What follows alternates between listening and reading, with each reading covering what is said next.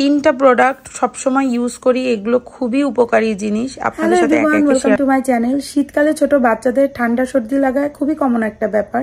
তবে এই ঠান্ডা সর্দি থেকে কিভাবে ছোট বাচ্চাদের উপশম পেতে পারে খুব তাড়াতাড়ি, সেটারই একটা টিপস আপনাদের সাথে শেয়ার করতে চাই। আমি নিজে আমার বেবির সাথে করে উপকার পেয়েছি, এই জন্য শেয়ার করছি। তো চলুন আপনাদেরকে দেখিয়ে দিই, হয়তো আপনাদের উপকারে আসবে। মানে খুবই হেল্পফুল টিপস। 1 থেকে 2 দিনের ভেতরে কিন্তু ঠান্ডা লাগাটা কমে যাবে। তো আমার বেবির ঠান্ডা লাগার জন্য আমি এই তিনটা প্রোডাক্ট সবসময় ইউজ করি, এগুলো খুবই উপকারী জিনিস আপনাদের সাথে একে একে শেয়ার করব। তো ফার্স্টে যেটা বলি যে বেবি যেদিন প্রথম সর্দি লাগে, দেখা যাচ্ছে নাক দিয়ে হালকা জল পড়ছে কিংবা ওরা কান্নাকাটি করছে, একটু দুধ খেতে ওদের কষ্ট হচ্ছে, এই টাইমটাতে আমরা কি ইউজ করতে পারি, এই যে ভেপোরাইজিং রাব যেটা দেখতে পাচ্ছেন, এইটা ওদের বুকে পিঠে মালিশ করে দিতে হবে এবং পায়ের তলে একটু ভালো করে মালিশ করে দিতে হবে। তো দিনে 3 থেকে 4 বার ইউজ করলেই কিন্তু ওই একদিনেই ওদের যে নাক দিয়ে জল পড়া কিংবা ফার্স্ট পর্যায়ে যে সর্দিটা লাগে সেটা কিন্তু ঠিক হয়ে যায়। আর যদি বেবি একটু বেশি কান্নাকাটি করে, হালকা গাটা একটু গরম গরম লাগে, তখন দেখা যাচ্ছে টাইলিনল কিংবা আইবুপ্রোফেন এগুলো খাওয়াতে পারেন, ডক্টর যেটা প্রেসক্রাইব করবে। তাতেই কিন্তু একদিনে মোটামুটি বেবির সর্দি লাগা ঠিক হয়ে যায়। তারপরে যখন একটু সর্দিটা ঘন হয়ে যায়, মানে এইটা ইউজ করলে কি হয়, ওই নাক দিয়ে জল পড়ার সমস্যাটা অনেকটা কমে যায়।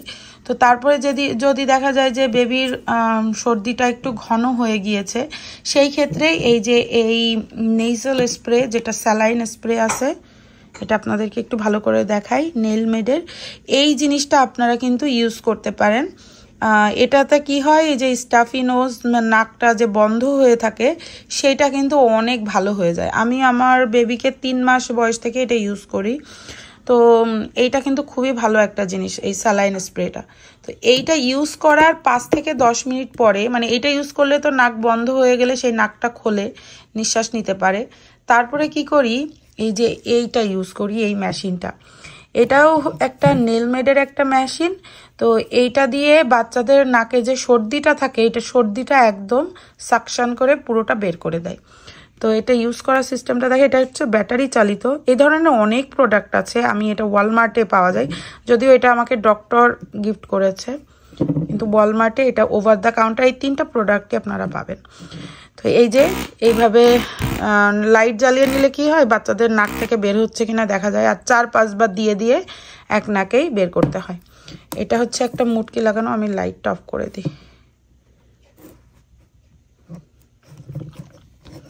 এখানে একটা ক্যাপ লাগানো আছে, এই ক্যাপটা খুললে এই মাথাটা কিন্তু রাবারের। তো এটা নাকে দিলেও ওদের ব্যথা লাগে না, নাকের ভেতরে সুন্দর করে ঢুকিয়ে এটা 3-4 বার করে সাকশন করে করে বের করে আনা যায়।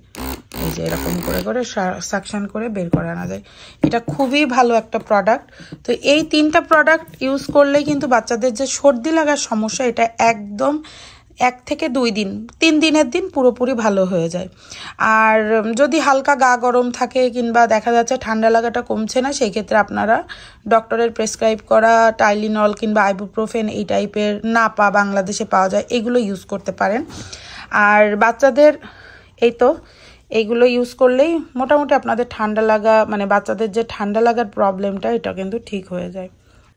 আরেকটা কথা আপনাদের সাথে শেয়ার করার আছে, যে অনেক সময় বাচ্চাদের রাত্রে ঘুম পাড়ালে দেখা যায় কি, যে ঘুমানোর ঠিক 5 থেকে 10 মিনিট পরে ওদের গাটা পুরো ঘেমে একদম ভিজে যায়। বিশেষ করে এই শীতকালে এই প্রবলেমটা বেশি হয়। আর ওই গায়ের ঘামটা বসে কিন্তু বেশি সর্দি লাগে, ঠান্ডা লাগে। তো সেই ক্ষেত্রে একটু গাটা মুছিয়ে দিতে হয় 5 থেকে 10 মিনিট পরে ঘুমানোর, একটু গাটা মুছিয়ে দিলে কিন্তু এই প্রবলেমটা হয় না। আর বাচ্চাদের সবসময় পাতলা সুতির জামা প্যান্ট পরিয়ে ঘুম পাড়ানোই উচিত। দেখা যাচ্ছে ফুল হাতা জামা প্যান্ট সুতির পরালে তাহলে আর ওরা খুব আরাম পায় রাত্রে ঘুমিয়ে। আর এভরিডে কিন্তু ওয়ার্ম মানে ওয়াটার দিয়ে ওদের বাথ করিয়ে দিতে হবে, মানে প্রতিদিন শাওয়ার করিয়ে দিলে কিন্তু ওদের যে নাকটা বন্ধ হয়ে যায় কিংবা সর্দিটা শুকিয়ে নিউমোনিয়া হওয়ার যে সম্ভাবনা থাকে, সেটা কিন্তু আর থাকে না।